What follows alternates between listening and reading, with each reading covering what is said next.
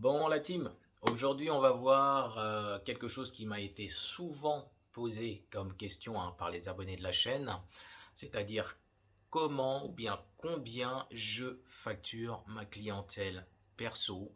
Est-ce que c'est euro kilométrique ou bien c'est au forfait? On va voir ça juste après le générique. Générique.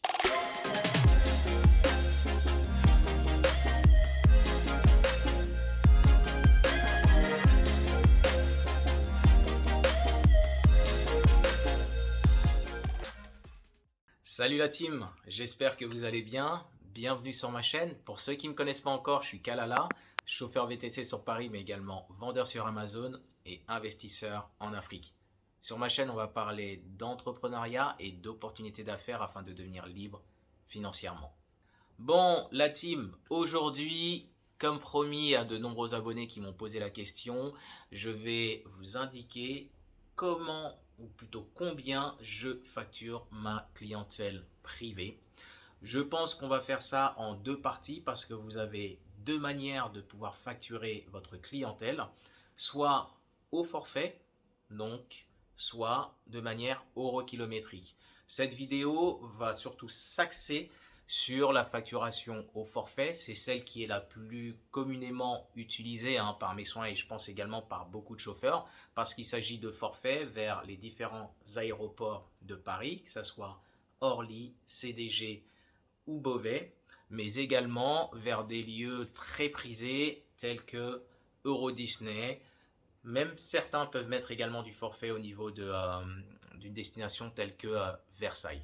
Donc cette vidéo, ça sera sur les tarifs au forfait et je ferai une seconde vidéo sur la tarification euro kilométrique, c'est-à-dire prenant compte du temps et des kilomètres parcourus. D'accord? Très bien, donc on commence concernant les forfaits. On va attaquer d'abord par le forfait Charles de Gaulle, donc Paris-Charles de Gaulle ou CDG Paris. Je pense que c'est l'un des forfaits qui est le plus utilisé par les chauffeurs VTC, également avec celui d'Orly. Il faut savoir que me concernant, je facture la prestation, que ce soit Paris-CDG ou CDG Paris, et là je parle bien en éco, éco ou standard, comme vous voulez, ni en van ni en berline, bien en éco 1 et prenez bien compte du fait que je roule avec une Toyota Prius. D'accord? Donc je facture mes clients 59 euros. D'accord? Pourquoi 59 euros? Tout simplement quand vous appliquez un prix, il faut quand même essayer de voir ce que fait la concurrence. D'accord? Mais également essayer de voir quel est le prix minimum qui est pour les chauffeurs qui réaliseraient cette course dans les groupes WhatsApp. D'accord? Donc vous ne pouvez pas vous permettre de facturer une course pour un client, d'accord, en dessous de 50 euros. Parce que c'est le minimum requis dans tous les groupes WhatsApp, d'accord, pour que vous puissiez dispatcher une course. Si vous proposez une course à 45 euros, d'une part, votre demande sera effacée du groupe WhatsApp et d'autre part, vous aurez énormément de difficultés à trouver preneur à moins de 59 euros, à moins de 50 euros, pardon. Autre chose également, là on y reviendra plus tard, vous risquez justement d'être rattrapé par le coût, enfin je ne sais pas si vous faites de la publicité par exemple sur Google, donc vous n'aurez pas en facturant vraiment le strict minimum la possibilité de récupérer un minimum de commission qui vous permettra d'alléger votre budget publicité, mais ça on va l'évoquer un peu plus tard. Donc voilà, donc c'est 59 euros. Et à l'heure actuelle, avec les outils que j'ai pour voir un petit peu ce que tape la clientèle étrangère sur Internet, l'une des premières choses, surtout si elles arrivent à un aéroport, qu'elles demandent, c'est quel est le prix du taxi à Paris. En anglais, c'est taxifare ou taxi calculator, quanto cuesta taxi en espagnol, enfin bref. Donc, ils veulent savoir quel est le prix du transfert en taxi, entre guillemets, officiel, depuis CDG jusqu'à Paris ou bien depuis Paris jusqu'à CDG. Et comme vous le savez, c'est soit selon que le client aille ou parte de la rive gauche ou de la rive droite, ça sera soit 50 euros, soit 55 euros. Donc concrètement, vous êtes obligé de vous caler un petit peu par rapport à ce prix-là, tout en, ce que je vous invite à faire en facturant quand même, en essayant de facturer quand même un peu plus, parce que derrière, vous allez quand même récupérer le client en sortie de vol, hein, si vous le récupérez à CDG. Si vous le récupérez à Paris, donc il faut que vous vous déplaciez jusqu'à l'adresse où il se trouve. Donc, c'est tout à fait normal et parfaitement justifiable auprès du client que vous soyez par exemple à 59 voire même 64 euros pour ceux qui arrivent à placer donc ce type de forfait au niveau d'une prestation en éco standard. Ce qui est dommage, c'est qu'il y a quelques années de cela, et je pense que beaucoup de taxis s'en souviennent encore, et beaucoup de VTC se souviennent encore de cela, les transferts de l'aéroport, des aéroports plutôt, vers Paris et vice-versa, de Paris vers les aéroports, ne donnaient pas lieu à un forfait. C'était tout simplement euro-kilométrique. Ce qui faisait que lorsque, par exemple, un chauffeur de taxi récupérait un client à Roissy-Charles de Gaulle pendant les heures de pointe, il n'était pas rare de voir que le client pouvait être facturé de 90 voire même parfois de 100 euros parce que les embouteillages, vous les savez, sur la A1 sont assez conséquents. Donc vu que c'était pas au forfait, c'était euro kilométrique, donc la facture montait quand même assez rapidement. Ce qui s'est passé, c'est que, je vous avouerai, je ne sais plus si c'est la mairie de Paris ou si c'est le gouvernement qui a décidé d'encadrer cette tarification pour les transferts aéroports.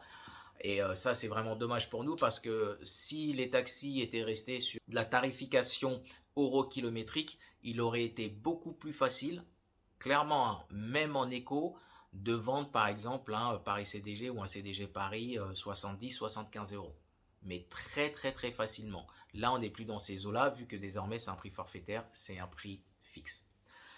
Comme je vous le disais tout à l'heure, il est important lorsque vous avez de la clientèle privée de bien facturer. Ne facturez pas un minimum. Je vais vous donner un exemple. Vous pouvez avoir des chauffeurs qui se disent, bon, je veux avoir quand même beaucoup de courses. Ce que je vais faire pour les transferts Paris CDG ou CDG Paris, je vais facturer que 50 euros, le strict minimum. Très bien. Il se peut que vous ayez un certain nombre de courses. Tant mieux pour vous. Mais dites-vous bien une chose, d'un point de vue logistique, vous ne pourrez pas, si vous avez un nombre conséquent de courses, vous ne pourrez pas faire toutes les courses vous-même. Donc de deux choses l'une. Soit vous avez un chauffeur, d'accord, qui, entre guillemets, peut faire le surplus de courses que vous avez, hein, ou voilà, vous partagez les courses. Et si ce n'est pas le cas, et ce qui est souvent le schéma dans lequel se trouvent les chauffeurs VTC, c'est-à-dire que vous travaillez tout seul et que vous avez un surplus de courses, vous faites appel ou vous devez rentrer dans des groupes WhatsApp pour redispatcher ces courses-là.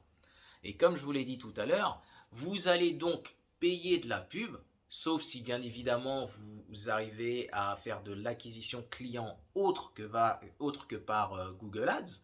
Mais si vous passez par Google Ads, vous allez donc payer de la pub, d'accord, sans pouvoir récupérer un minimum de commission parce qu'à 50 euros, vous ne pourrez pas prendre de commission dans les groupes WhatsApp. C'est, comme je vous l'ai dit, le prix plancher, d'accord, pour un Paris CDG que doit récupérer le chauffeur lorsqu'il fait cette prestation, enfin lorsqu'il sous-traite une course envoyée par un donneur d'ordre, c'est 50 euros. Vous ne pouvez pas dire, voilà, je poste une course à 50 euros et je veux prendre 5 euros de commission, donc au final une rétribution de 45 euros pour le chauffeur en question. Non, ce n'est pas possible. Donc vraiment, essayez, tentez, hein. Vous pouvez tenter de monter les tarifs 55, 59, voilà. Autre chose également, les 59 euros que je facture peuvent varier en fonction de deux choses. Première chose, justement, si le client demande, en fait, je vois si j'ai beaucoup de demandes dans le créneau horaire, par exemple, des heures de pointe. Si j'ai pas trop de demandes, je sais que je peux traiter moi-même directement, je vais facturer 59 euros. S'il arrive par exemple que j'ai beaucoup de demandes dans les créneaux horaires d'heures de pointe, là par contre, et que je suis déjà pris sur d'autres courses, là je vais rajouter 15 euros supplémentaires. Pourquoi je vais rajouter 15 euros supplémentaires? Parce que je sais que dans le créneau d'heure de pointe, vous avez des chauffeurs qui font application et courses privées via les groupes WhatsApp qui préféreront peut-être rester à bosser avec les applications et qui ne voudront pas prendre de course vers l'aéroport. Donc même à 59 euros, donc moi la commission, ça sera difficile de la vendre.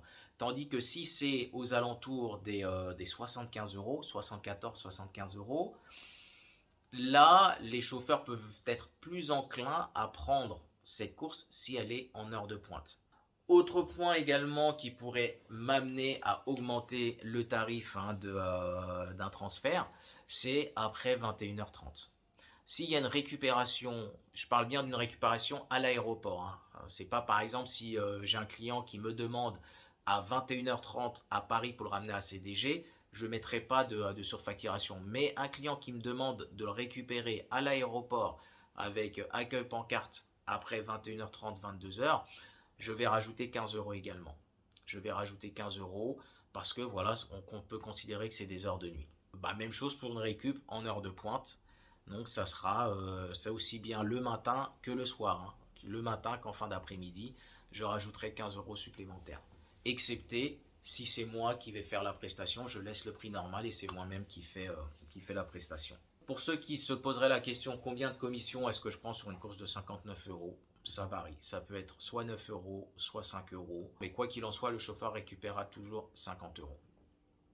À ce sujet-là, j'ai eu le commentaire, je vais voir si je peux le poster là, d'un abonné qui, sur une de mes anciennes vidéos justement, qui disait qu'il ne faut pas que je m'étonne que les prestations dans les groupes WhatsApp soient médiocres. Grosso modo, il ne faut pas que je m'attende à une prestation de qualité pour une course à 50 euros vers Roissy-Charles de Gaulle. Je veux bien le comprendre, je sais que l'essence augmente, je sais qu'il y a les embouteillages, mais ça reste les tarifs communément appliqués, d'accord, dans les groupes WhatsApp. Et à 50 euros, n'oubliez pas une chose, vous êtes largement au-dessus de ce que proposent, entre guillemets, les applications. Ça, il ne faut pas l'oublier. D'ailleurs, je pense que vous l'avez tous constaté, chez certaines applications, si vous êtes dans le nord de Paris, vous avez des propositions de courses qui flirtent avec les 25 euros pour aller à Roissy-Charles de Gaulle.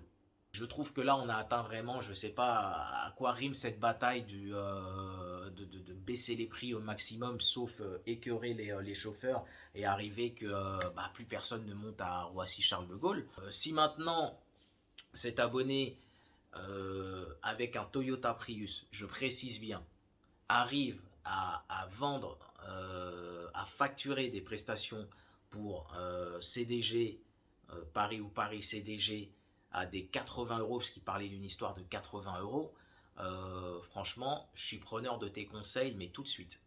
Ah ouais, tu me dis comment tu fais, tel un bon élève, je vais prendre des notes, mais je suis preneur tout de suite. Parce qu'à 80 euros, là, on touche à du berline. Et une fois de plus, je le rappelle, moi, je suis en Prius. J'ai pas de classe E, j'ai pas de classe C, j'ai pas de Tesla.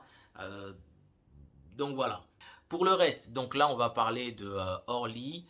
Orly, c'est, je crois que le forfait taxi, c'est 30 et 35 euros, selon que ça soit la rive gauche ou rive droite. Donc là, pour Orly, je pense que c'est, surtout quand c'est tôt le matin, c'est mes courses préférées parce que je trouve qu'elles sont très très bien facturées. Surtout si vous récupérez le client dans le sud de Paris. Plus il faudra rajouter si c'est en heure de pointe, s'il y a des heures de nuit, mais c'est 45 euros. Je trouve que c'est pas mal. Franchement, c'est pas mal. Je vais quand même essayer d'augmenter cette tarification-là. Peut-être en faisant aussi par zone. C'est-à-dire que si par exemple le client demande une récupération à Orly et va dans le nord de Paris, ça fait quand même une trotte. Donc je vais tenter d'envoyer des devis aux alentours de au moins 49 euros. Au moins 49 euros, voire peut-être un peu plus.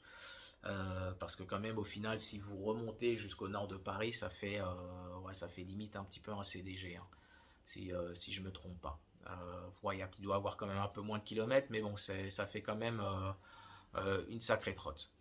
Donc voilà, donc 45 euros pardon pour le Orly Paris et Paris Orly. Après, vous avez un autre forfait qui est celui de Disney. Donc celui-là, franchement, c'est pas mal. C'est pas mal. Surtout Surtout si bon, vous arrivez à récupérer le client à l'aéroport ou le déposer pour le déposer à Disney, ou bien de Disney jusqu'à l'aéroport d'Orly hein, sans trop d'embouteillage, je facture entre 75 et jusqu'à 89 euros. Là, pour le coup, même s'il y a du kilométrage, puisqu'il y a quasiment 45 ou ouais, 45 km de Orly jusqu'à 45 ou 50 km de Orly jusqu'à Disney, je sais qu'il y a certaines compagnies, hein, parce que bon, je scrute un petit peu ce que fait la concurrence, qui proposent 65 euros de Orly jusqu'à Disney, mais je trouve ça vraiment très très très très très léger. D'autant plus que lorsqu'il s'agit d'aller à Disney, les clients savent pertinemment qu'ils vont dépenser des sous. Quand ils regardent sur une carte, ils constatent de manière factuelle que Orly, Disney, c'est pas du tout à côté. Donc il y a vraiment possibilité de facturer au minimum, au minimum, au minimum du minimum 75 euros. Et puis certaines fois, quand vous avez beaucoup de demandes, c'est-à-dire que vous avez un planning qui est un peu chargé, il y a une proposition de course, une demande de devis qui vient dans un créneau où vous avez quand même un certain nombre de demandes, n'ayez pas peur, surfacturez. Surfacturé, ça passe, ça passe pas, tant pis, ça changera rien à votre vie. Donc, évitez un minimum de vous brader et soyez quand même, selon les circonstances, audacieux. Allez hop, là j'ai deux trois demandes dans ce créneau horaire là. Il veut un Disney depuis Orly. Habituellement je facture 75, on va lui demander 89 et vous serez étonné de voir que ça passe plus que ce que vous ne pourriez l'espérer. Ok. Donc après, là on va passer à CDG jusqu'à Disney. Grosso modo, je facture ça 75 euros. D'accord. Pas plus, parce que de CDG à Disney, la distance est moindre que de Orly jusqu'à Disney. Et en plus, ce qui se passe, même s'il y a des embouteillages sur la A104, sur la francilienne, là, vous avez toujours la possibilité de passer par les départementales qui longent la A104 pour pas tomber dans un bourbier suite à un accident sur la A4, la A104 qui serait bouchée comme pas possible. Ce qui n'est pas forcément le cas de la A4, où là, vous n'avez pas forcément de chemin de substitution si vous avez des embouteillages ou s'il y a un accident pour aller à Disney ou pour aller à Orly depuis Disney. Donc 75 euros c'est pas mal. Je sais également qu'il y a des confrères qui facturent ça aux alentours des 65 euros. Vous avez également le Beauvais. J'en ai quand même quelques-uns. Franchement, ça m'arrive. Donc, je facture ça depuis Paris 149 euros. Ok.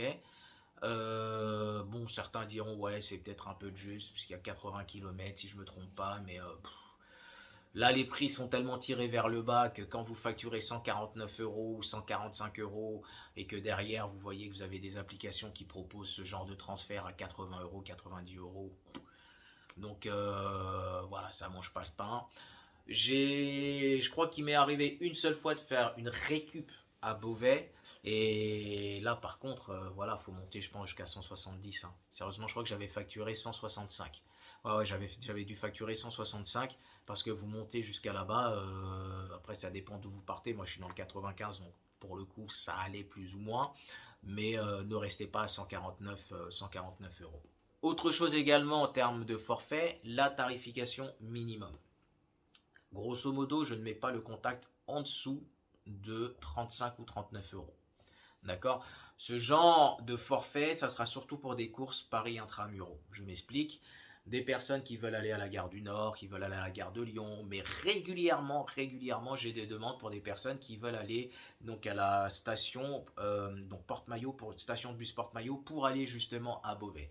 Et vous seriez incroyablement surpris de voir le nombre de personnes qui acceptent de payer des 35 voire même des 39 euros. Je vous dis, j'ai vraiment déjà facturé, et pas qu'une fois, des 39 euros pour aller ne serait-ce que du 18e jusqu'à Porte-Maillot. Tout simplement parce que les gens sont tellement en panique, parce qu'en général, ils demandent ils demandent la prestation assez tôt, 4h30 du matin, il n'y a pas encore de métro, et même s'il y avait des métros, ils ne veulent absolument pas rater le bus qui leur ferait rater leur avion, parce que vu que c'est de la tarification, c'est des charters ou très low cost à Beauvais, il se peut qu'ils aient eu les billets d'avion pour peut-être 15-20 euros en ayant réservé largement à l'avance. Et c'est pas pour 39 euros d'une prestation de transport de personnes du Airbnb où ils sont jusqu'à la station de bus Porte-Maillot. Ils feront pas l'économie de ces 39 euros là pour risquer de rater leur bus pour X ou Y raison. Autre chose également sur Paris Intramuros, donc les récupérations en gare. Donc les récupérations en gare pour rester, pour déposer le client à Paris. Donc quand c'est Gare du Nord, je facture 39 euros. D'accord, bon, vous vous garez devant, hein, il y a des places devant, vous voyez, il y a le McDo et autres. Grosso modo, il y a de signaler que vous ne pouvez pas rester plus de 10 minutes, mais bon, vous en faites pas, vous trouvez une place. On vient pas, il n'y a pas de pervenche qui va passer toutes les 10 minutes pour s'assurer que vous n'étiez pas là 10 minutes avant. Gare de Lyon, une gare en récup que je déteste absolument. Là, par contre, je me casse pas la tête. Je mets 49 euros. Et ça passe.